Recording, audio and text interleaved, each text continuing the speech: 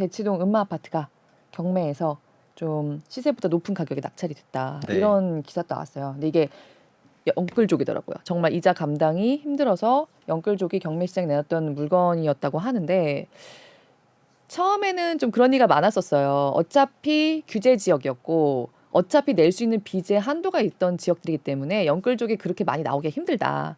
근데 결국은 여기서도 나오기 시작하는 거잖아요. 네. 그럼에도 불구하고 이자를 감당하기 힘든 분들이 좀 던지기 시작하는 모습이 나오고 있다고 얘기할 수 있겠죠. 네, 지금 한은에서 3월에 발표했던 가계 동향 여러 이제 금융 데이터들을 보면은요, 네. 한국에 대출이 있는 가계 평균 DSR이 작년 4분기 기준으로 40.6%로 기준선을 넘었어요. 네. 그래서 사실 그 40%라는 게 뭐 절대선은 아니에요. 그냥 50으로 그으면 내일부터 50인 거예요. 근데 그렇게 되면 대출이 너무 크게 늘어나고 GDP 대비 가계부채가 늘어나니까 그 선을 그었는데 그 얘기는 현재 평균적으로 40.6이다 보니까 평균적으로는 돈 여기서 더 빌리기가 어려워요. 그렇죠. 그러니까 특례 모기지 같은 것만 더 열심히 적극적으로 쓰는 거죠. 근데 그 40.6%도 쪼개 보면은요. 3분의 2 정도는 여전히 40% 언더예요. 룸이 조금 있어요. 네. 근데 3분의 1은 넘어서기 시작했는데 어느 정도냐면은 DSR 소위 100% 이하, 100에서 200% 그리고 300% 이상이 있어요. 이 얘기는 가구 연소득이 1억인데 네. 원리금 상환액이 3억이 넘는 집들이 있다는 얘기거든요. 근데 어떻게 가능하? 대출을 어마어마하게 받으면 되죠.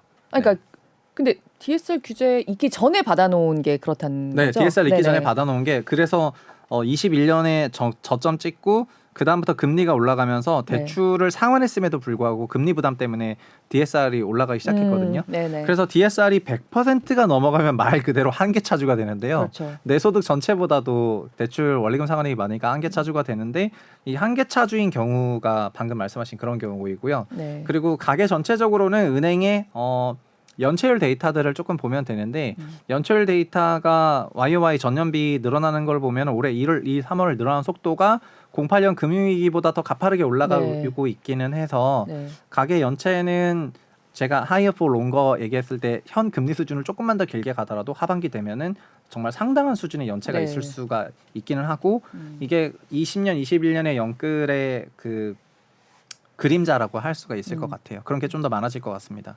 그러니까 연체율이 그러니까 평년으로 봤을 때는 아직 그렇게 높은 건 아닌데 속도가 엄청 빠르더라고요. 네, 올라가는 그 월간 속도가. 올라가는 속도가 네. 네, 맞습니다.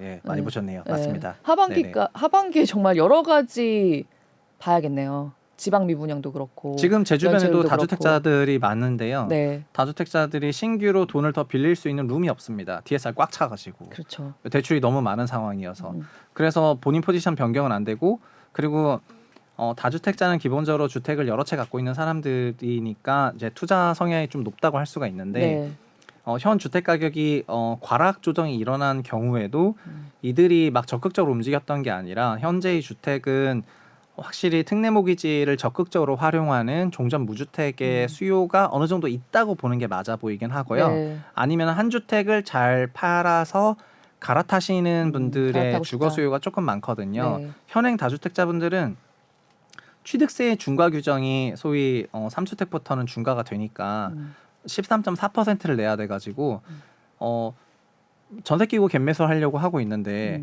갭 금액은 20%인데 취득세가 13.4니까 34.4여가지고 취득세가 너무 높은 거예요. 네. 그래서 이분들은 뭐 못 산다 약간 이렇게 생각하지만 그 얘기는 그 취득세를 내기 위해서 또 뭔가 일으켜야 되는 자본 조달이 쉽지 않은 거 하고 네. 그 다음에 그거를 만약에 대출을 받고 간다고 하는 건 더더욱더 말도 안 되게 어려운 거여가지고 지금 종합하면은 대출이 많은 경우에는 DSR 40% 선에 다 걸려버린 상황이어서 여기서부터는 역전세라든가 이런 게 매우 위험할 수가 있겠죠. 네. 왜냐하면 추가적으로 뭐 대출을 더 일으켜가지고 할 수가 없으니까. 네. 그래서 하반기에는 이런 부분 때문에 생기는 변화도 꼭 유심히 체크해야 될 것 같습니다.